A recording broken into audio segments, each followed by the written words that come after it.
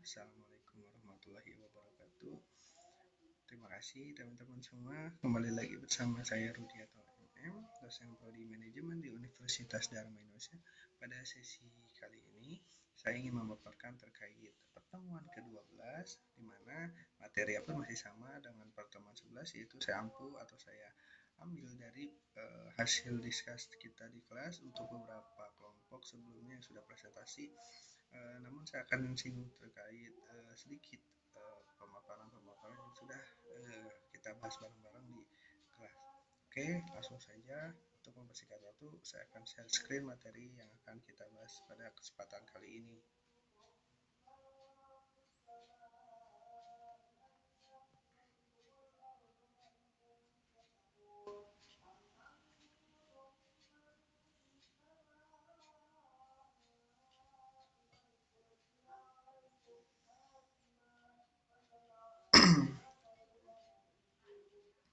Nah, di pertemuan kali ini, pembahasan yang akan kita buat yaitu identitas dan keintegrasi nasional. Identitas dan integrasi nasional.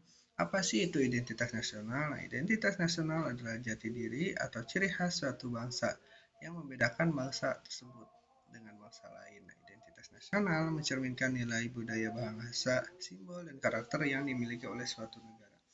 Identitas nasional terbentuk dari sejarah, kebudayaan, agama, dan pengalaman bersama masyarakat. Jadi identitas nasional di sini yaitu ciri khas ya teman-teman, ciri khas yang membedakan apa sih yang dimiliki oleh negara kita, mulai dari suku, budaya, dan rasnya, atau mungkin ada kultur dan adat istiadat. Jadi betul-betul yang membedakan daripada negara kita dengan negara lainnya. Sebagai warga negara Indonesia, identitas nasional dapat dilihat dari penggunaan bahasa Indonesia sebagai bahasa persatuan, bendera merah putih sebagai lambangnya, dan negara Garuda sebagai Pancasila. Serta dasar negara Pancasila. Nah, identitas nasional berfungsi sebagai alat pemersatu bangsa dan menjadi pedoman dalam kehidupan berbangsa dan bernegara. Nah, apa itu integrasi nasional? Nah, integrasi di sini yaitu proses penyatuan berbagai perbedaan yang ada dalam masyarakat, seperti perbedaan suku, agama, budaya, dan ras. Jadi saling terintegrasi, saling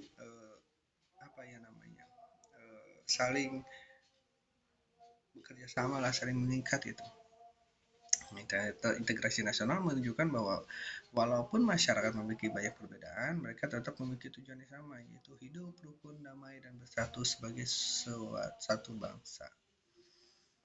Selanjutnya yaitu faktor yang mendorong integrasi nasional. Yang pertama, adanya rasa cinta tanah air. Yang kedua, adanya rasa senasib dan sepenanggungan. Yang ketiga, ada penggunaan bahasa persatuan, yaitu bahasa Indonesia. Yang keempat, adanya simbol-simbol negara. Yang kelima, adanya tujuan dan cita-cita bersama.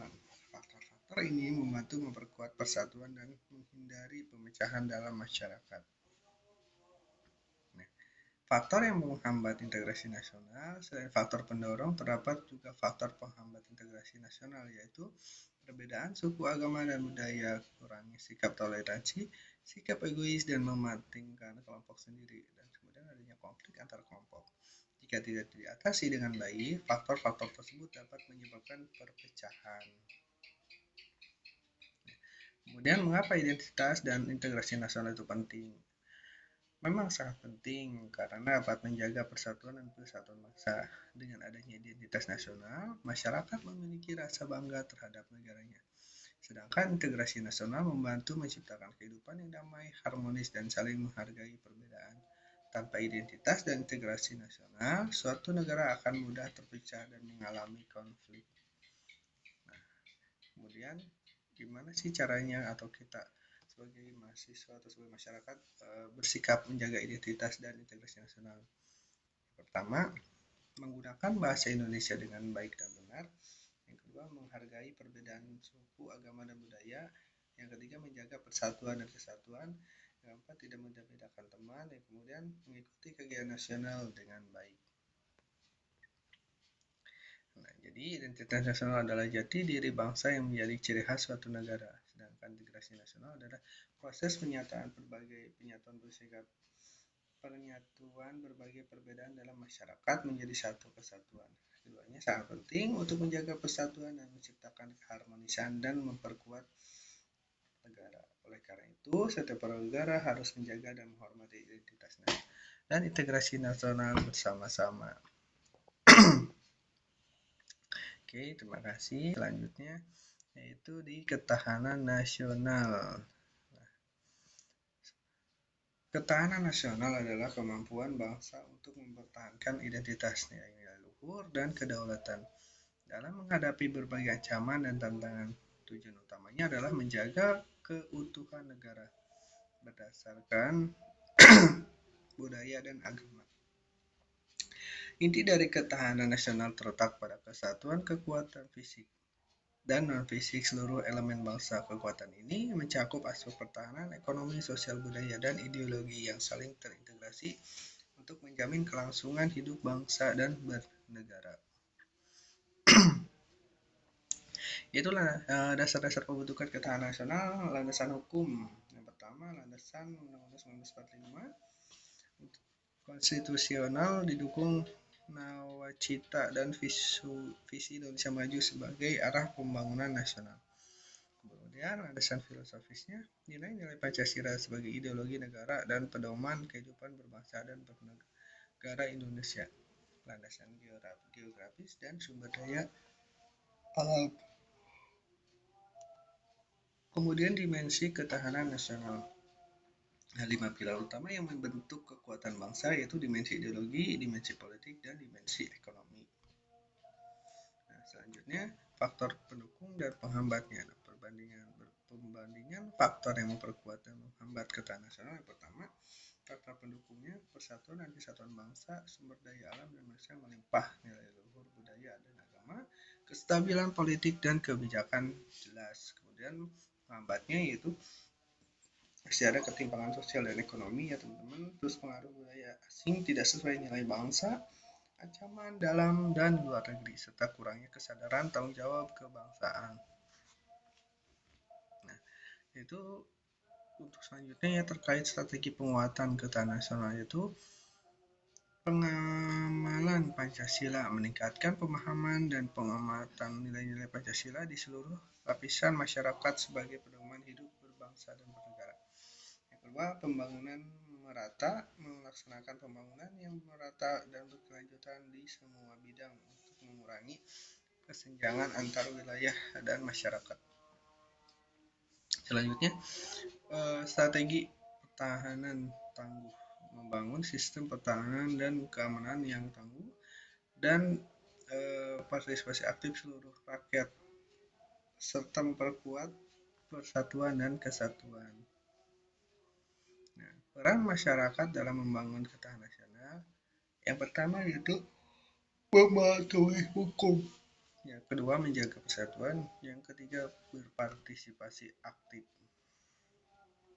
Nah, selanjutnya hak dan kewajiban warga negara. Di sini hak adalah sesuatu yang berhak diterima atau diperoleh oleh setiap warga negara. Kewajiban adalah sesuatu yang harus dilaksanakan dengan penuh tanggung jawab oleh warga negara. Jadi hak dan kewajiban itu memang antara yang diterima dan yang harus dilaksanakan dengan penuh tanggung jawab. Jadi hak dan kewajiban, haknya kita diperoleh, kewajibannya pun kita harus timbal balik. Jadi biar seimbang. Jika hanya menuntut hak saja tanpa menjalankan kewajiban, maka hidup bernegara tidak akan tertib. Jadi itu menuntut hak sedangkan kewajibannya tidak dipatuhi. Adapun dasar hukum hak dan kewajiban negara, yang pertama yaitu beberapa dasar hukumnya Undang-Undang 1945, khususnya pasal 27 mengatur hak dan kewajiban dasar negara di Indonesia mengenai kesetaraan hukum. Selanjutnya di pasal 28 A sampai Z mengatur tentang hak asasi manusia yang meliputi hak untuk hidup. Di pasal 30 mengatur tentang hak dan kewajiban warga negara dalam pertahanan dan keamanan negara. Selanjutnya itu mengatur tantangan pendidikan yang menegaskan bahwa setiap warga negara berhak mendapatkan pendidikan. Hak dan warga negara, beberapa hak warga negaranya. Yang pertama, hak atas pekerjaan dan penghidupan yang layak di pasal 27 ayat 3. Hak untuk hidup dan mempertahankan kehidupan di pasal 28A.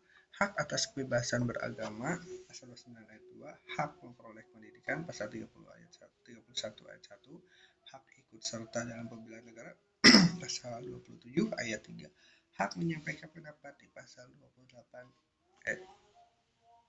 Untuk kewajibannya pun yang pertama kewajiban menaati hukum dan pemerintah pasal 27 ayat 1, wajib ikut serta dalam upaya pembelaan negara pasal 27 ayat 3, wajib menghormati hak orang lain pasal 28J, wajib mengikuti pendidikan dasar pasal 31 dan wajib membayar pajak sesuai peraturan perundang-undangan. Nah, hubungan dan hak wajiban bersifat saling berkaitan, tidak dapat dipisahkan, harus dijalankan secara seimbang. Seperti contoh, siswa berhak mendapatkan pendidikan tetapi wajib belajar dengan sungguh-sungguh. Warga berhak mendapat perlindungan hukum tetapi wajib mentaati hukum. Nah, penerapan dalam kehidupan sehari-harinya itu mematuhi peraturan lalu lintas, menghormati perbedaan agama dan pendapat, mengikuti pemilu dengan jujur, menjaga kebersihan lingkungan. Jadi, hak dan kewajiban negara merupakan dua hal yang tidak dapat dipisahkan dalam kehidupan berbangsa dan bernegara. Pelaksananya seimbang akan menciptakan masyarakat yang adil, tertib, dan sejahtera sesuai dengan nilai-nilai dalam Undang-Undang 1945. Oke.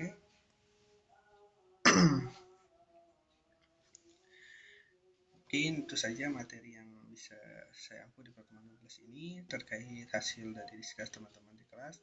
Untuk beberapa poin materi presentasinya. Saya akhiri, wabillahi taufiq wal hidayah. Wassalamualaikum warahmatullahi wabarakatuh. Terima kasih.